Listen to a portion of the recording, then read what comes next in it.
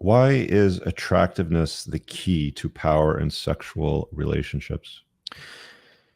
Well, attractiveness is the key to power because generally it helps attractive people get more of what they want across all three phases of the relationship, which I say is attraction, negotiation, and maintenance. Attractive people are more likely to be selected. If they're attractive passengers, captains can see them more obviously among the group of folks in front of his ship. And attractive captains are targeted more often by passengers for passage on their ships. Attractive people can negotiate better terms for themselves. They generally get more of what they want and less of what they don't, whether that's fair or not. And they're more likely to maintain their relationships if they so desire, because one, they generally have more optionality than the person they're dealing with, which means that they're also more powerful, and the other person might be more invested in the relationship. Maintenance also allows them to defend their relationship against their intrasexual competition more readily. So if you're a more attractive option, people generally aren't going to leave you for a less attractive option. Let's put it that way. So the maintenance phase, I think, is a tough phase it's actually not the tough phase, I would say. It's the most often neglected phase. Mm-hmm. Would you agree with that? Yeah, I talk about that in the book.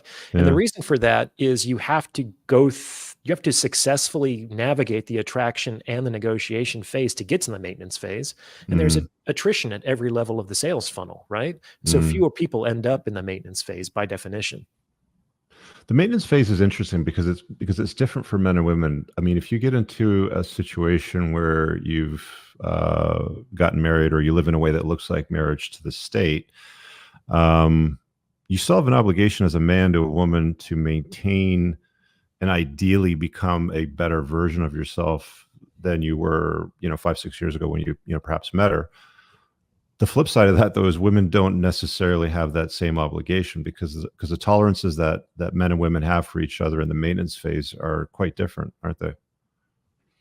It can be. I've heard the jokes say that men get married hoping that the woman will never change, and women get married hoping that the man will.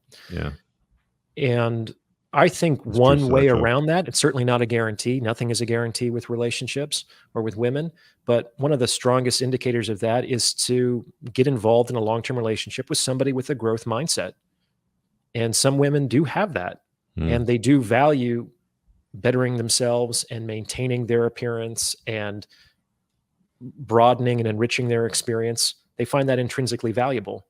But if you don't have a woman like that, it's going to require a lot of cajoling or ultimatums or other kinds of nastiness. All right, guys, I really hope that you enjoyed that clip. If you want to check out the full-length podcast episode, you can find that right over here. Also, make sure you visit my website over here where you'll find my supplements, the opportunity to book me privately one-on-one for coaching, and most importantly, my new School of Unplugging, which you'll find on the courses tab. Newer to the channel, hit subscribe.